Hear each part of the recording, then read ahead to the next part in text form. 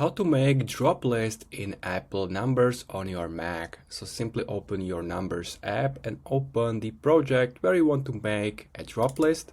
Now simply select the place where you want to add the drop list, for example here. Now in right upper corner area, click on Format. By default you are in Table, but click Cell option and here is the data format.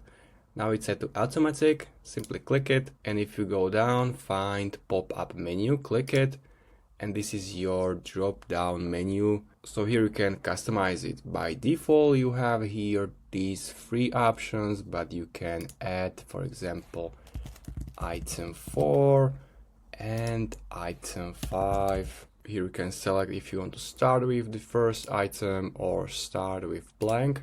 And you can also change the color here, for example, the blue one. And now if you go back to your project and click this option, here is the little arrow down, you can click it and choose your item from that drop down menu. So that's how you can do it. You can also add a new item here. If you want to customize your items, you can do it here in the cell format menu. So if you find this video helpful, please consider subscribing and see you next time.